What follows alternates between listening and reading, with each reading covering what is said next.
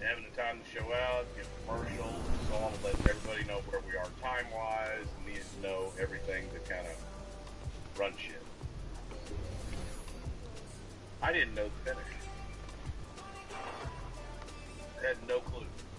So you didn't know that there was a twin referee? No, I knew that we were switching sides. Had you met Dave and Earl Hebner before? I had obviously knew Dave. I'd never met Earl. Wow. I knew there was a twin. I knew there was Earl, but he worked for Jim Crockett. So that night, Earl's the one who refereed the match.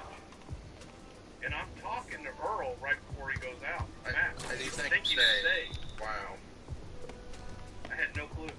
That's awesome. And Vince had asked me that night, he pulled me off and said, oh, you got finished for Hogan match?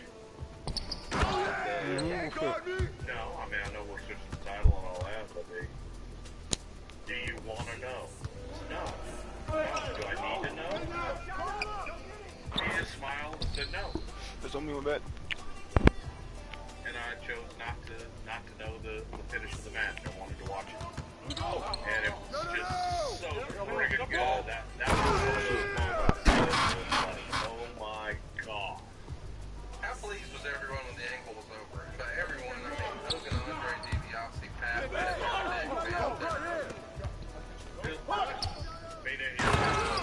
executed to perfection. So everybody was ecstatic. I remember coming back, Vince came back, and he was in his tux, and we were standing there, and he was drinking a beer, and I walked up to him, he just started laughing, shook his head, gave me a hug, and that was the best thing I've ever seen. So here's a random question. What type of beer does Vince drink? What kind of question is that? He said he's drinking a beer. What type of beer is it?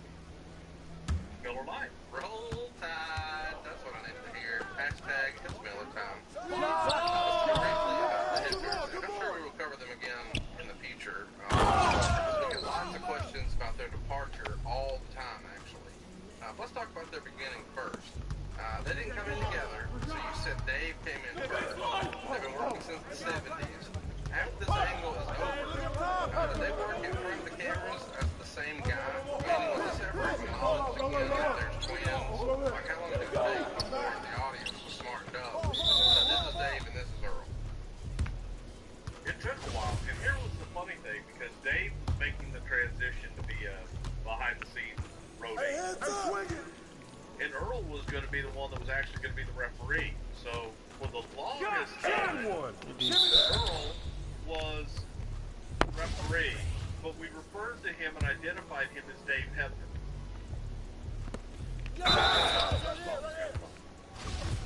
But then eventually, you know, you started seeing Dave in backstage segments and identified him as Dave.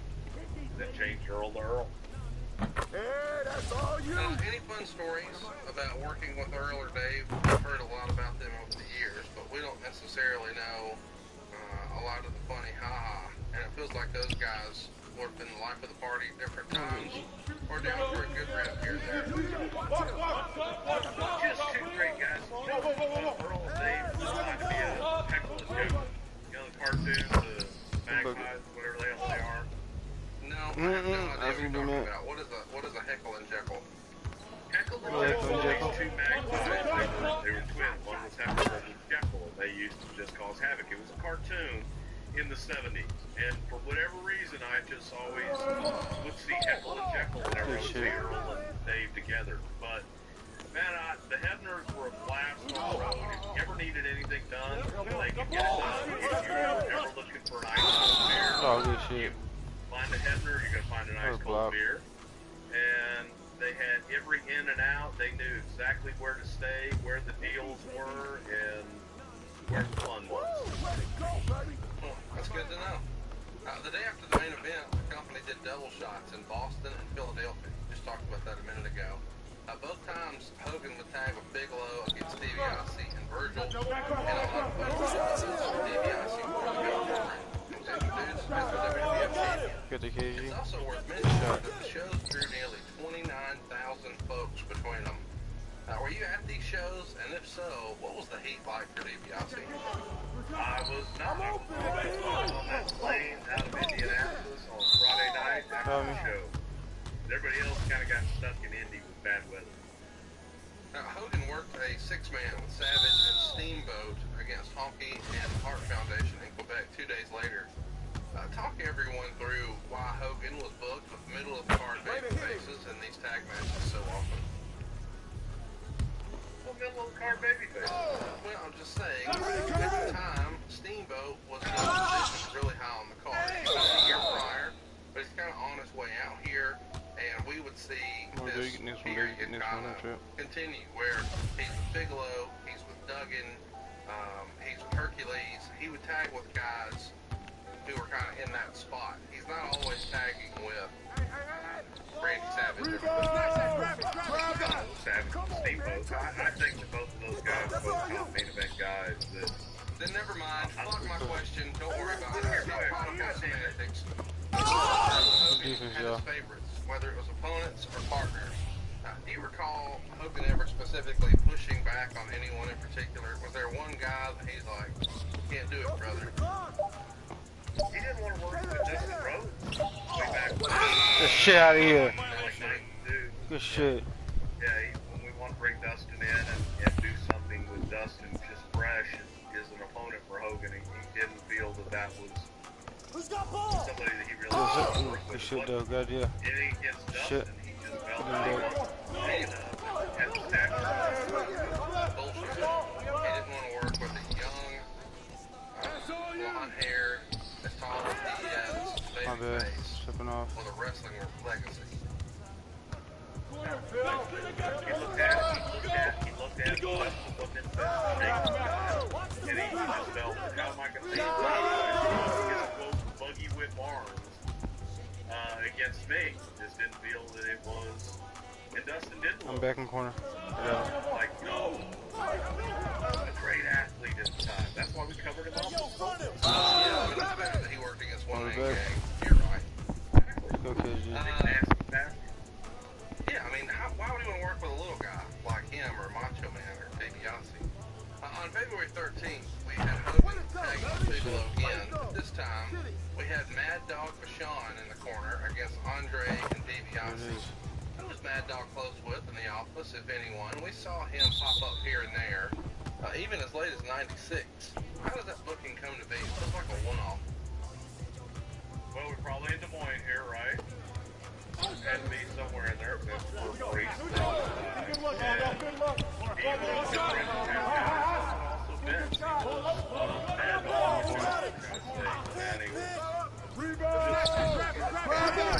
Vicious and stories Mad Dog was hit on, and he was a small guy. He was one of the human beings that I've ever met in my entire life.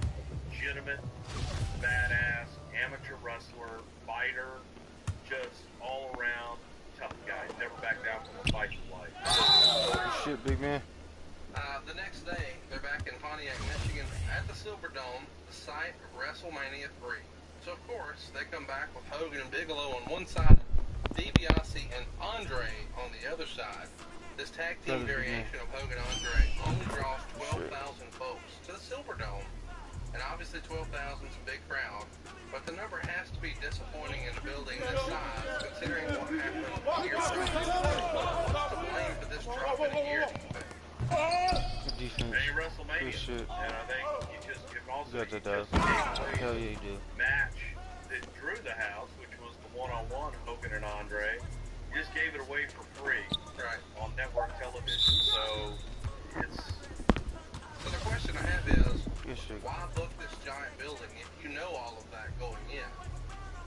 Or probably cheap. Okay, there you go. They would have to Chicago the next night and then had back-to-back nights of TV taping where Hogan didn't Yeah, perform. wrestle though. The idea being, in order to see Hogan wrestle, you need to buy a ticket, right, Bruce? Damn right. On February 18th in the Meadowlands, Hogan would beat the Intercontinental Champion, the Honky Tonk Man, by DQ. And then he took a week off. Come back on February 26th. There he would work Hollywood, Florida. right before intermission against the natural Butch Reed. Get the connection, but why was Butch Reed working on this particular show in I try to Florida? step up. Because it's close to Hogan's home. Well, because Butch Reed's over in Florida.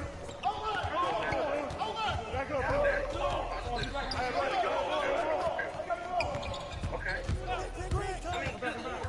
Florida Championship Wrestling, Butch Reed from Florida, he was throwing houses down there doing great matches. Yeah, that was a long time ago. We're talking about a show that happened 29 years ago. Come on, box him out. I understand that, but Butch had left Florida like long before that, gone from Mid-South, and then it's Hey, the answer is Smarty. Why was Butch Reed working against Hulk Hogan in Florida? because they wanted to see how Butch did. You got him. Why did they do it in Detroit? Because Butch was over in Florida. Close.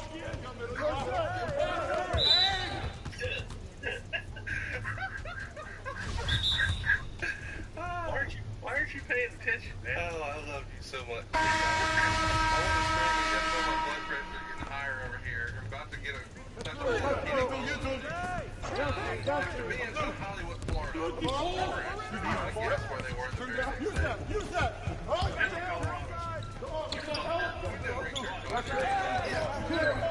fascinated by this. Look at a map. From Denver, I mean, Florida to Denver. That's the most popular guy. I mean, this is crazy. Good shit. He goes from working Butch Reed in Hollywood, Florida.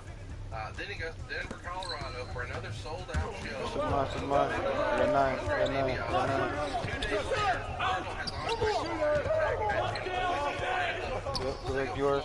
Our corner. Good defense. Good shit. So my next What's question here? is going to be who booked this shit, but it's Ed. Yeah, baby. Yeah, and then from there, Who's they there? probably went to Bangor, Maine, No. and then back to Las Vegas. Yes, sir. Chicago. If you walked into Ed Coleman's office back in the day, there was a gigantic map Help me. across from his desk, and there were darts all My bad, over y'all. the map. And because everybody joked that it just had a map of the United States with darts everywhere. So he actually really and truly did real life have a map of the United States with darts. It's all good. And Just to when piss the boys people would come off. by. Yeah, when the boys would come by. Yeah, so I was here to go through the darts. A week later, there's Scout House in San Fran, again with Hogan working a tag, but this time it's with Jim Duggan against DiBiase and Virgil, and they did it again the very next night, 1-2. We've talked a lot about local promoters on this show in older episodes. These shows on the West Coast were doing Good shit, big. You remember off the top of your head who the local promoters may have been for San Fran and LA? God, Good shit, big. Ooh. Thought you got that one, baby. Bob Cartago Good shit, worked as one of the promoters in Northern California, so in the San Fran area, and Bob listens to the show actually still today. I forget who we used because that thing we pretty much owned, and I don't really remember if that was somebody Try to keep going, try to go. or if that was somebody we all did actually go into LA and run it. On March 7th, Hogan would work the Saturday night main event taping in Nashville. They sold out, quote unquote, 10,000 tickets, but Morgan was heavily favored. Why do you think Nashville was a hotter WWF market during this time? It feels like, during this run, Tennessee was not a huge draw for them. And I know that we all know events took over all the territories, but do you remember there being a specific territory that was more difficult to crack than the others? Maybe Mid-Atlantic or Tennessee? Shit out of here, boy. What's wrong with Areas you? seemed to kind of struggle, but Texas, Minnesota, California, I'm 2 Florida, bars away from Team Tape. those did all very well, very quickly. Do I have that right? No. Okay. The hardest ones for him to crack, probably in this order, would have been Houston. I knew you were going to say that because you're a dickhead. No, but it was. It was Houston. It was Mid-South. It was City. We threw the book again. I mean, we threw the book at it. We battled. And then from there, Some boy. Memphis in Jerry Lawler territory, but more Memphis than probably Nashville was Ontario for that as well, yeah. Those deep south territories. Hogan is working against King Harley Race on this Saturday night's main event here, and they only go about 6.5 minutes. But man, is it memorable. You can see this match on Hulk Hogan's Anthology DVD set, or the Best of Saturday night's main event DVD set. Wow. In front of a live audience in Sure. WWF history. Harley put Hulk on the table, his diving headbutt from the apron, but Hulk moved, and that caused Harley to just crash through the table. This would be a legit injury to Harley and end his career. Do you remember this night in the injury? I do remember my birthday, and I remember Harley spot is dangerous. Step out! Say that now.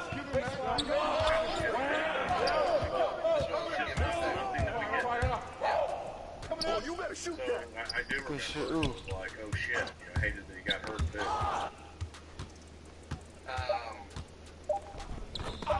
Good shit. Oh, Jack, that's really. It's notable that Saturday night's main event is where we close the show to this awesome Hulk Hogan Good shit, Real Deadpool. American music video that everyone has seen a million times. Do you remember how that deal came together for you guys to use this song?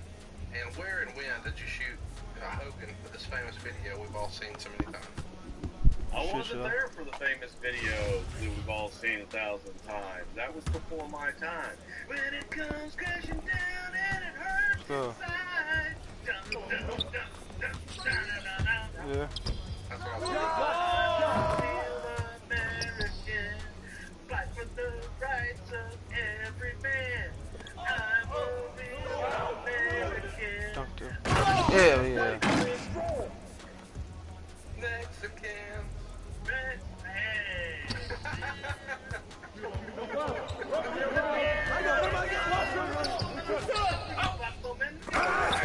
Only I can do that. Well, what's your favorite Hulk Hogan luchador match? Go.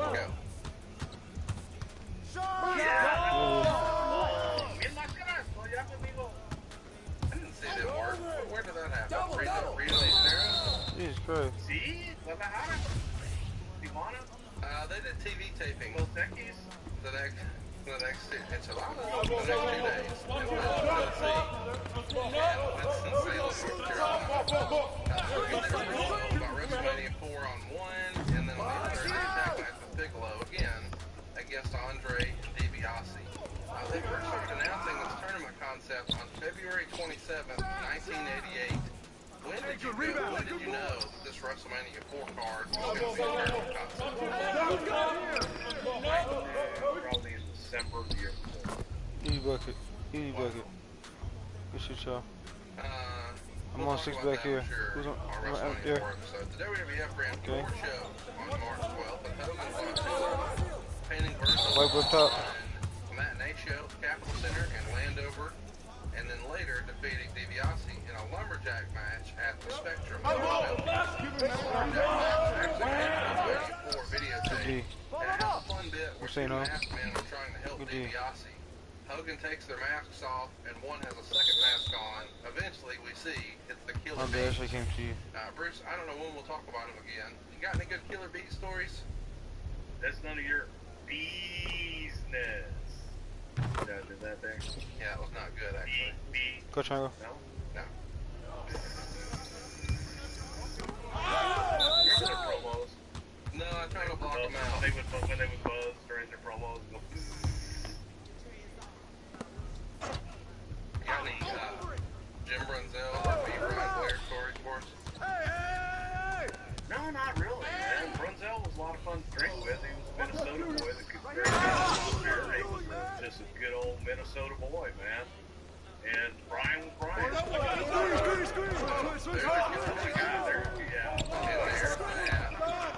Hamilton the next night was another tag with 15,000 fans there, just 2 months after the Royal Rumble, and they're back in the same building again, drawing another huge crowd. The show the next night is in Quebec, and it's a tribute show for Mad Dog Vachon. Shit, boy. His leg in We a cut car the basket. accident. They draw 18,000 fans here with Hogan on top, tagging with Bigelow against Andre and DiBiase again. I was stuck on it. My bad, y'all. Probably gave it all to Mad Dog, man. What a, that You was got just Dog. such a tragic accident. On his property, side of the road, a truck comes by and hits him, Got y'all. Let's go. and he loses his leg.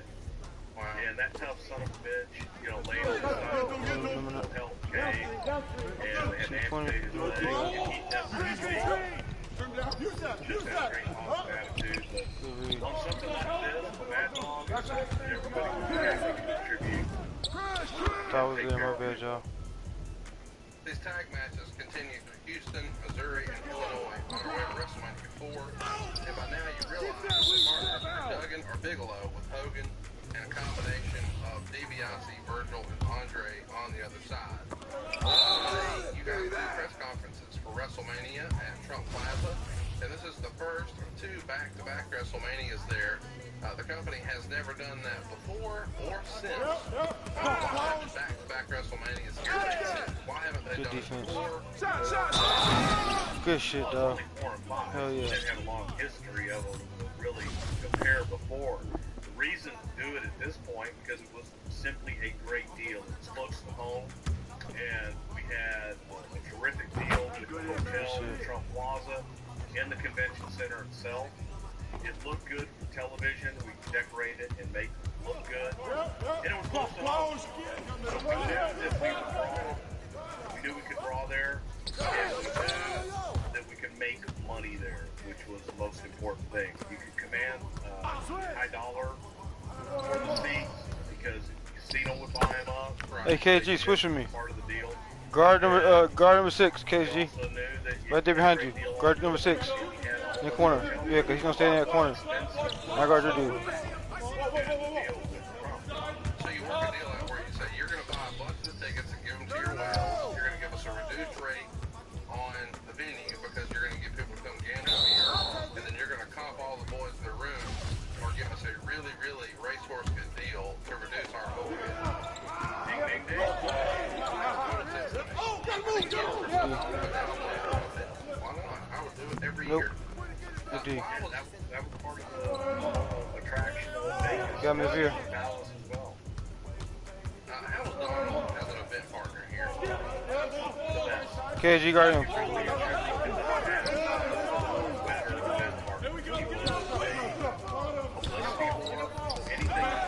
I took it.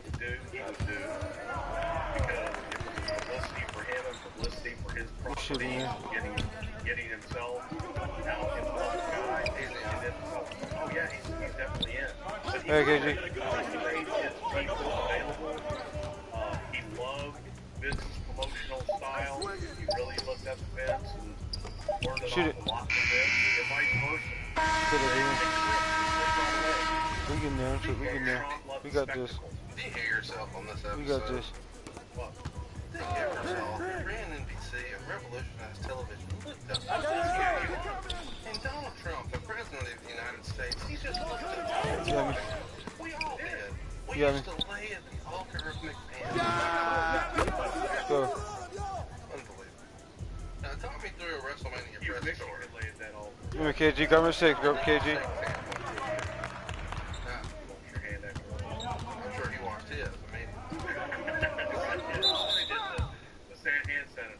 switch me, KG. Guard your dude right here, number 6. Now guard your dude number 93. Hear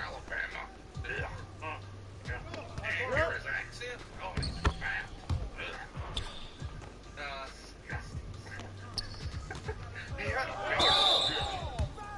Give me an idea of what Relax, baby, relax. WrestleMania press tour might be like, how the process is planned, who's invited, who's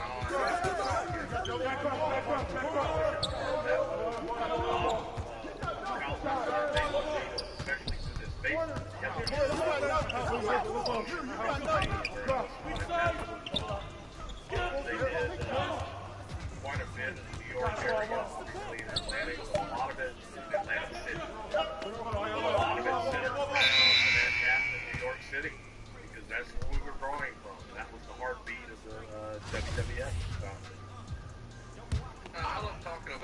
Jim Crockett and the Vince McMahon Wars at this time. Bruce, do you remember what venue WWF booked for their closed circuit building in Atlanta? No clue.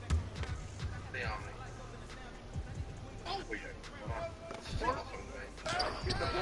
Sure. Just shit. But I do know for sure we're going to do that WrestleMania 4 episode at some point. My favorite things from this show was the Bob Uecker, Andre the Giant, The defense. How great was Bob Uecker? Bob was full of shit. Press the force, man. You got it. Come on.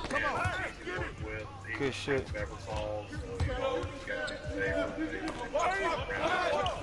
second is that shit. Just kind of easy to work with. Let's try to go back out to the 3. Jack Tony gave both Andre and Hogan the first round bye in the tournament since they were already in the championship match that caused all this chaos. So they face off in the second round, and that match ends in a DQ when Hogan uses a chair. In an effort to send the fans home happy Good shit. with the WrestleMania moment, I guess, Oh. Hogan slams Andre after the match. That's the big high spot everybody remembers in WrestleMania 3, of course. I'm sure you'll get this. Anyway, Cruz, the thinking here is to just get these guys out of the tournament and make room for Randy, right? Well, the whole idea behind the WrestleMania 4 promotion was essentially Hulk Andre 3. Good defense. The way idea when I was first even brought into was you had Hulk Andre WrestleMania 3. Hogan wins. You go to Survivor Series with the next time that Andre would be in the ring together. Andre wins. Shit. Of course, it was he didn't beat Hulk, but he won Survivor. And then you go to the main event where Andre beats Hogan, albeit controversial. That essentially this was Hogan's time to come home and beat Andre again one-on-one. Nobody. But they did, you know, the whole schmoz because you couldn't have Hogan advance, and you wanted to get them both eliminated so Hogan could go away and make his movie. That obviously changed. Hogan can't win. Because then, how do you get him out of the tournament? The idea is to eliminate them both, and then we'll get to another one. So it was just kind of a fun deal. It just became. So this was. That was the attraction. Again, when I say all these ideas, it's what you're telling the audience, what you're going to see. You don't understand what I'm saying? Yeah. It's like, oh my God, WrestleMania 4, that's where Hulk gets his win and becomes Hulk. And then from realistic storytelling, what you have to do for the finish is, you got to get rid of the vote. Promoting it is that one-on-one. Yep. Rematch. Which is In reality, 3 one-on-one rematch. 3 one-on-one matches. Yeah, good shit, baby! It was the lightning behind Hogan and Andre knows the match. Right. Hogan would come out with a live crowd during the main event to help his friend Randy Savage become the WWF Come on, 6. champion when he beat Who's on 9? $1 Million Man using elbow drop off the house. Get this iconic image of Miss Elizabeth on Randy's shoulder, the 9. title belt across his other shoulder, and we see I'm not leaving mine. something we wouldn't notice for a full year. Find out what on our Mega Powers episode I'm staying home out there. archives. Real quick. Oh, fuck.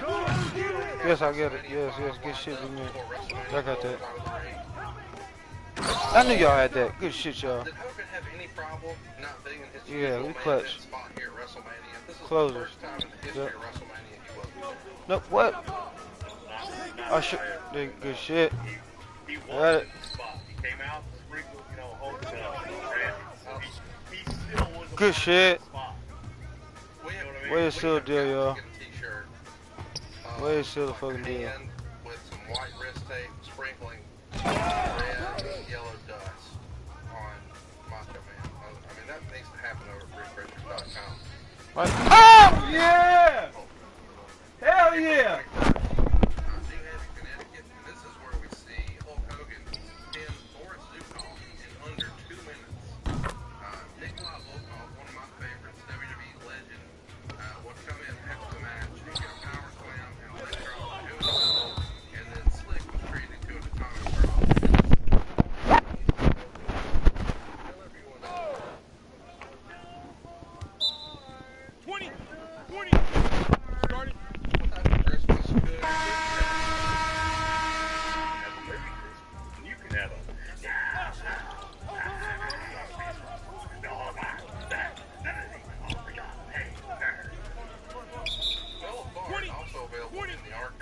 What's your favorite line from that movie, Bruce? That boy, that boy was Showtime on that boy with that 360 though. I love it. I want to hear some. Virgie for your That's what's dope. That's why I information. gave you another one, baby. That shit was dope as fuck. I'm thinking this guy's like one of the more. That game time, y'all. GG's.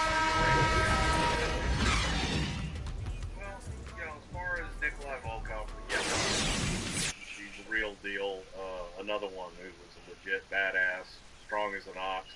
You asked that question earlier about Almost were there 96, guys let's go. that didn't do anything. Ooh, Cup Mamba, that's what I'm Nikolai talking about. Volkov is another name you can add to that list.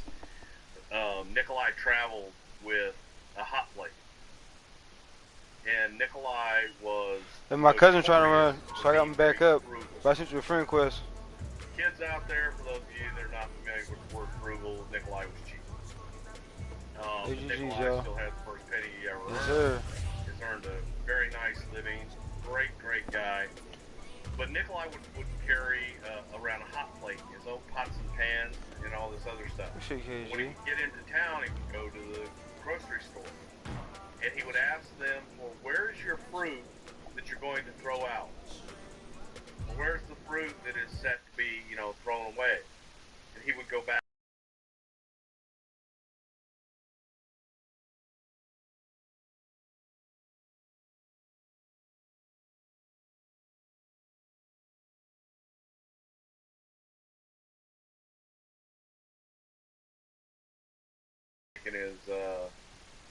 Making his food in the hotel room. Didn't spend a lot of money on the road.